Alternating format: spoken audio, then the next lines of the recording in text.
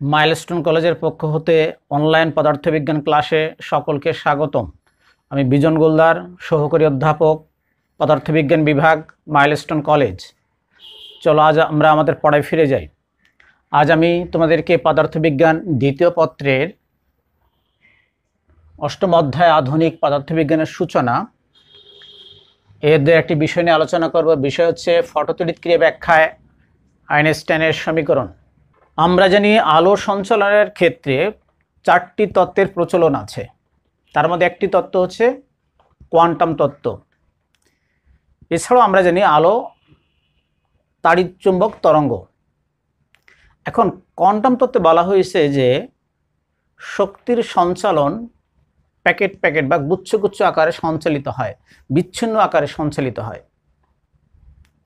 বিজ্ঞানী আইনস্টাইন এই আলো ব্যাখ্যার ক্ষেত্রে অর্থাৎ আলোর ক্ষেত্রে এই যে কোয়ান্টাম তত্ত্ব উনি প্রয়োগ করেন। তার মানে আলো গুচ্ছ গুচ্ছ বা প্যাকেট আকারে বা বিচ্ছিন্ন আকারে সঞ্চালিত হয়। কোয়ান্টাম তত্ত্বে শক্তির এই যে প্যাকেট, এই প্যাকেটকে বলা হয় হলো কোয়ান্টা। কোয়ান্টা কিন্তু আইনস্টাইন আলোর ক্ষেত্রে এই শক্তির যে বিচ্ছিন্ন অংশ বা গুচ্ছ অংশটির নাম দেন ফোটন। ফোটন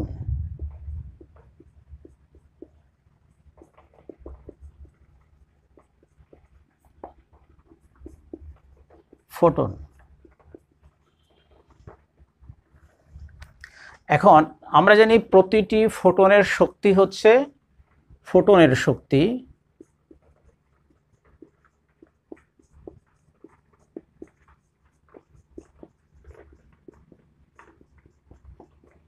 এইচএফ অথবা এইচসি বাই ল্যামডা। সি হচ্ছে এখানে আলোর বেগ, এফ কম্পাঙ্ক, ল্যামডা তরঙ্গ দৈর্ঘ্য।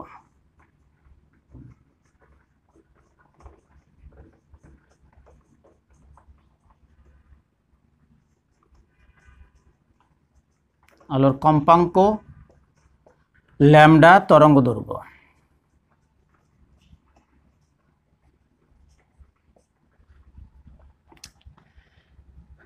এখন আমরা চলে যাই মূল বিষয় আমাদের।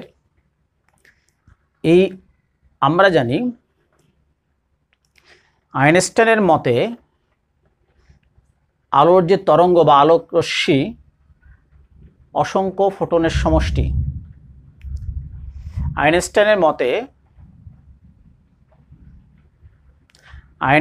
মতে আলো হচ্ছে অসংখ্য ফোটনের সমষ্টি। যখন কোনো ধাতব পৃষ্ঠে আলো এসে পড়ে বা আপতিত হয় তখন ঝাঁকে ঝাঁকে অসংখ্য ফোটন আপতিত হয় বা পড়ে। এই অসংখ্য ফোটনের বা ঝাঁকে ঝাঁকে ফোটনের সকল ফোটনই কিন্তু এই ধাতব পৃষ্ঠের যে ইলেকট্রন আছে অর্থাৎ এর কক্ষপথের কোনো পরমাণুর সর্বব্যস্ত কক্ষপথের যে ইলেকট্রন এর সাথে এই ফোটনের সংঘর্ষ ঘটায়। সকল ফোটন কিন্তু সকল ইলেকট্রনের সাথে সংঘর্ষ ঘটায় না।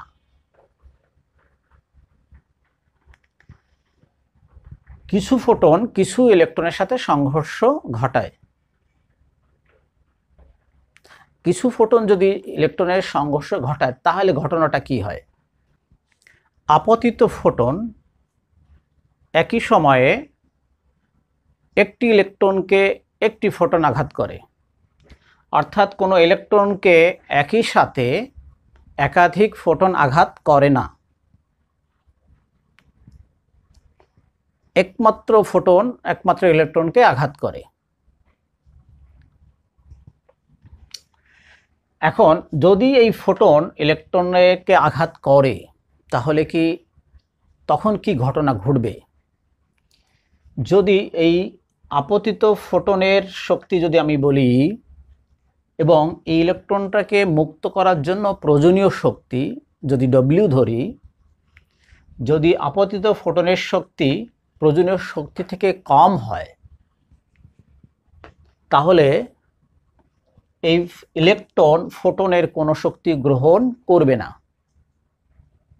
কোনো ধরনের আংশিক শক্তি গ্রহণ করবে না। আর যদি আপতিত ফোটনের শক্তি প্রয়োজনীয় শক্তির সমান হয় বা তার চেয়ে অধিক হয়, তাহলে এই ইলেকট্রন আপতিত ফোটনের সম্পূর্ণ শক্তি গ্রহণ করবে, এক্ষেত্রে আংশিক শক্তি গ্রহণ করবে না। তাহলে আমরা কি বুঝলাম? হয় শক্তি পুরোটাই শোষণ করবে বা গ্রহণ করবে, আর না হলে করবে না। এখন আমরা দেখব, যদি এই ফোটনের পুরো শক্তিটিও ইলেকট্রন শোষণ করে বা গ্রহণ করে নেয়, তাহলে কি ঘটনা ঘটবে। এই আপতিত ফোটনের সম্পূর্ণ শক্তি যদি ইলেকট্রন গ্রহণ করে, তাহলে এই আপতিত ফোটনের শক্তির একটি অংশ ব্যয় হয় ইলেকট্রন তার কক্ষপথ থেকে মুক্ত হওয়ার জন্য, যেটাকে আমরা ডব্লিউ বলছি। বাকি যে শক্তিটুকু থাকে সেই শক্তি নিয়ে এসে আবার একটা গতিশক্তি লাভ করে। অর্থাৎ আপতিত ফোটনের শক্তি দুই ভাগে ভাগ হচ্ছে। আপতিত ফোটনের সম্পূর্ণ শক্তি ইলেকট্রন নিয়ে এই শোষিত শক্তির অর্থাৎ ই তার কিছু অংশ ব্যয় হবে ইলেকট্রনকে নিজেকে মুক্ত করার জন্য, বাকি শক্তি ব্যয় হবে ইলেকট্রনের গতিশক্তির জন্য। এটি হচ্ছে আইনস্টাইনের সমীকরণ। তাহলে আমরা লিখেছি, দেখো, আপতিত ফোটনের শক্তি বা মোট শক্তি সমান সমান ইলেকট্রনের মুক্ত হওয়ার জন্য প্রয়োজনীয় শক্তি প্লাস এর গতিশক্তি। আমরা এর ম্যাথমেটিক্যাল টার্মটা একটু দেখে আসি। গাণিতিক রূপটি দেখি। আপতিত ফোটনের শক্তি আমরা ই সমান সমান এইচসি বাই ল্যামডা, যদি আমরা পূর্বে দেখিয়েছি। ইলেকট্রন মুক্ত হওয়ার জন্য প্রয়োজনীয় শক্তি ডব্লিউ, সেটা আমরা দেখিয়েছি। ইলেকট্রনের গতিশক্তি কে সমান সমান হাফ এম ভি স্কোয়ার।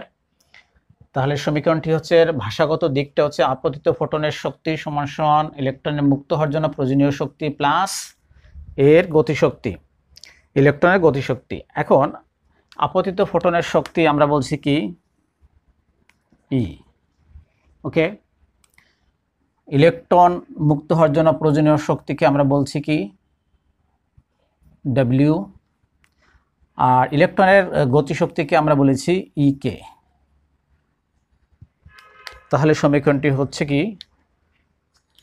অতএব ই সমান সমান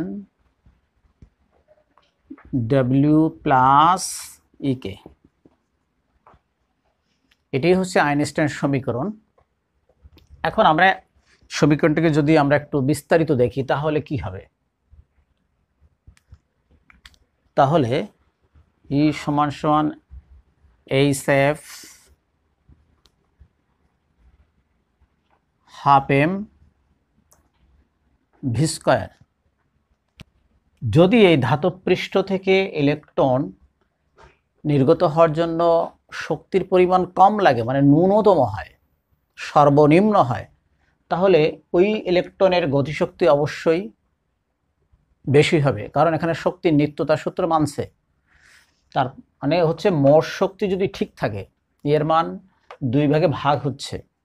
এখন ডব্লিউর মান যদি কম হয়, আর তাহলে ইকের মান হবে সবচেয়ে বেশি, অর্থাৎ ডব্লিউ মিনিমাম হলে ইকে হবে ম্যাক্সিমাম।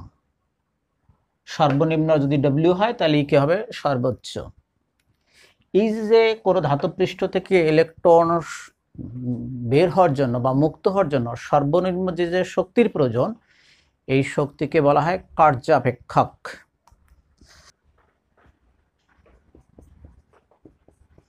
ইলেকট্রন মুক্ত হওয়ার জন্য প্রয়োজনীয় শক্তি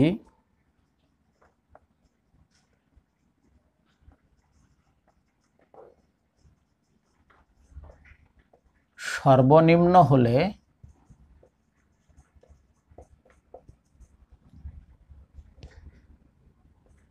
গতিশক্তি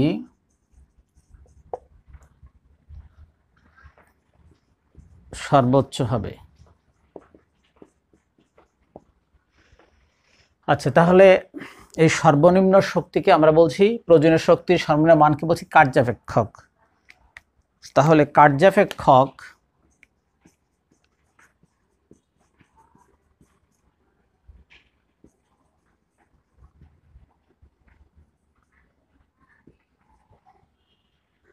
এখন এরকম যদি হয় যে এমন কম্পাঙ্কের একটি আলো এসে পড়ল, শুধুমাত্র ইলেকট্রনকে নির্গত করবে, কিন্তু এর গতিশক্তি হবে না,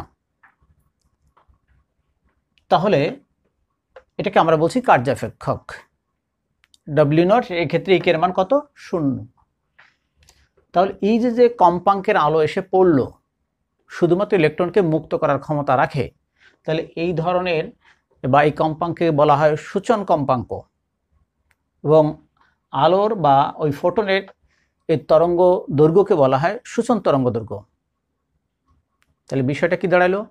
কোনো ধাতব পৃষ্ঠ থেকে ইলেকট্রন নির্গত হওয়ার জন্য সর্বনিম্ন যে কম্পাঙ্কের দরকার তার নাম সূচন কম্পাঙ্ক, এবং কোনো ধাতব পৃষ্ঠ থেকে ইলেকট্রন নির্গত হওয়ার জন্য সর্বনিম্ন যে শক্তির প্রয়োজন তার নাম হলো কার্যাপেক্ষক। যদি F = F0 হয়, তাহলে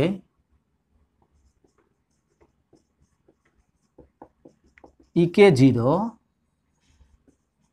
এবং W = হবে W0।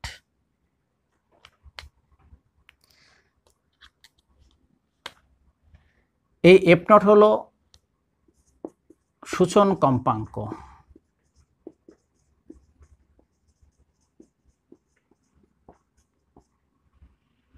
W0 কার্যাপেক্ষক।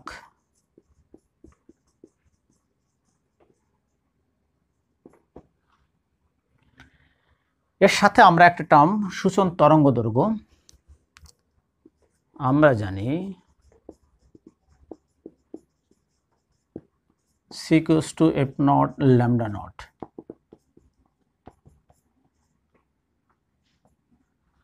তাহলে এখানে λ0 হবে সূচন তরঙ্গ দৈর্ঘ্য।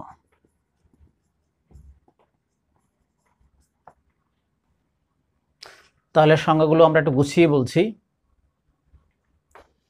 কার্যাপেক্ষক কোনো ধাতব পৃষ্ঠ থেকে ইলেকট্রন মুক্ত হওয়ার জন্য সর্বনিম্ন যে শক্তির প্রয়োজন তাকে বলা হয় কার্যাপেক্ষক। এক্ষেত্রে ইলেকট্রনের গতিশক্তি থাকে না। সূচন কম্পাঙ্ক কোনো ধাতব পৃষ্ঠ থেকে ইলেকট্রন নির্গত হওয়ার জন্য সর্বনিম্ন যে কম্পাঙ্কের আলো প্রয়োজন সেই কম্পাঙ্ককে বলা হয় সূচন কম্পাঙ্ক। এখন আমরা জানি কম্পাঙ্কের সাথে তরঙ্গ দৈর্ঘ্য ব্যস্তানুপাতিক। তাহলে সূচন তরঙ্গের সংজ্ঞাটা কি? কোনো ধাতব পৃষ্ঠ থেকে ইলেকট্রন নির্গত হওয়ার জন্য সর্বোচ্চ যে তরঙ্গ দৈর্ঘ্যের দরকার সেই তরঙ্গ দৈর্ঘ্যকে বলা হয় সূচন তরঙ্গ দৈর্ঘ্য।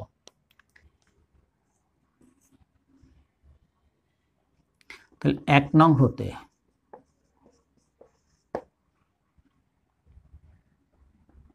H F0 W0 + 0। তার মানে F = F0, W = W0, এর ভ্যালু 0। তাহলে W0 = H F0 hc/λ0। আমরা কার্যাপেক্ষকের একটা সমীকরণ পেলাম। তাহলে আইনস্টাইনের সমীকরণ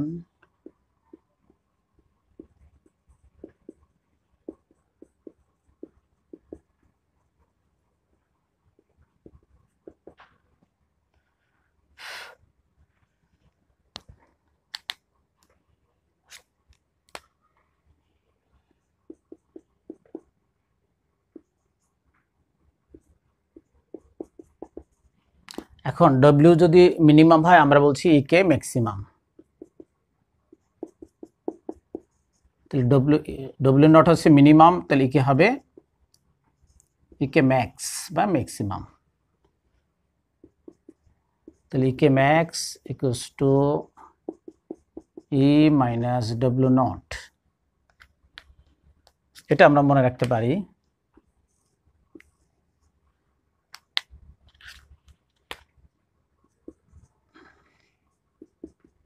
ইকে max equals to hf W not hf not,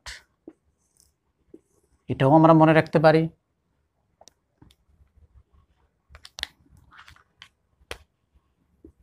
E K equals to half M v max square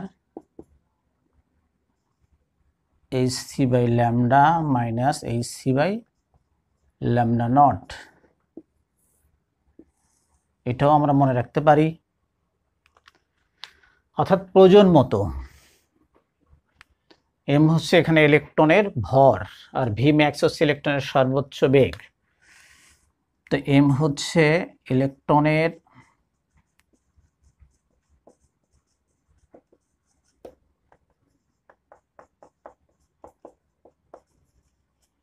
R V max ইলেকট্রনের সর্বোচ্চ বেগ।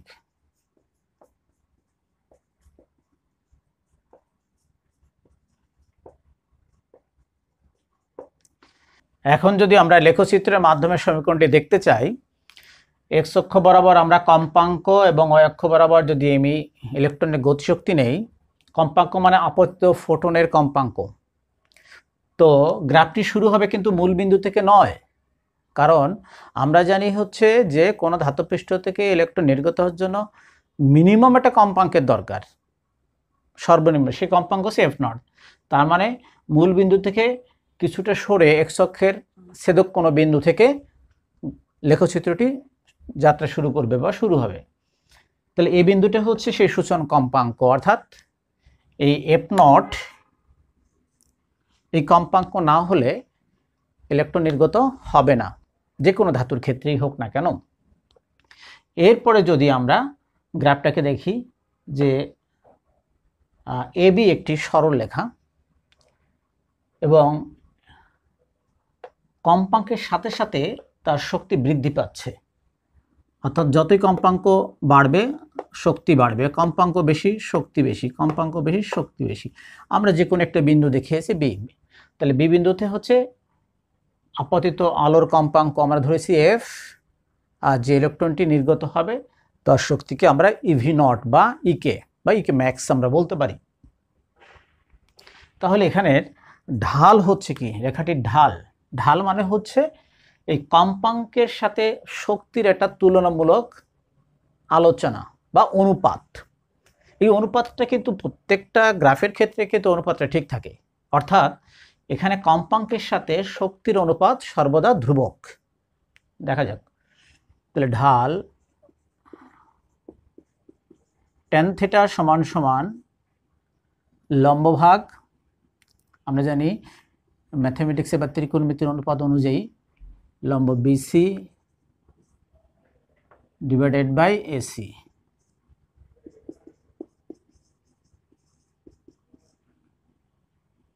তাহলে বিসি হচ্ছে আমরা জানি ইভি নট, আর এসি হচ্ছে এফ মাইনাস এফ নট। এখন দেখা গেছে যে এই ফটোতড়িৎ ক্রিয়ায় কম্পাঙ্ক এবং শক্তির অনুপাত সর্বদা ধ্রুবক এবং নির্দিষ্ট, সেই নির্দিষ্ট ঢালকে বা অনুপাতটাই হচ্ছে এখানে ম্যাক্স প্ল্যাঙ্কের ধ্রুবক। তাহলে এই ঢাল tan থিটা সমান সমান এইচ মানে প্ল্যাঙ্কের ধ্রুবক 6.63 × 10⁻³ জুল সেকেন্ড। তাহলে অতএব 1 নং হতে পাই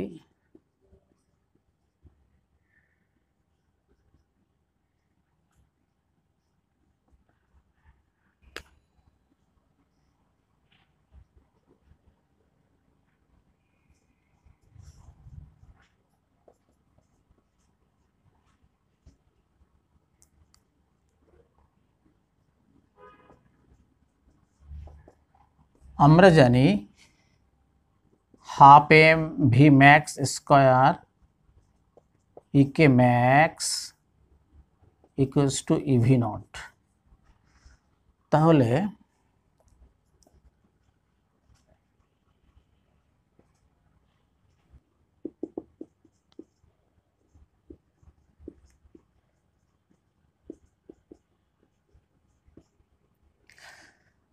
এফকে আমরা লিখতে পারি সি বাই ল্যামডা, আর এফ নটকে লিখতে পারি আমরা সি বাই ল্যামডা নট।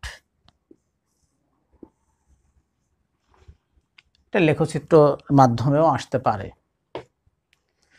তাহলে আজ এ পর্যন্তই। সবাই সুস্থ থাকো, ভালো থেকো। ধন্যবাদ সবাইকে।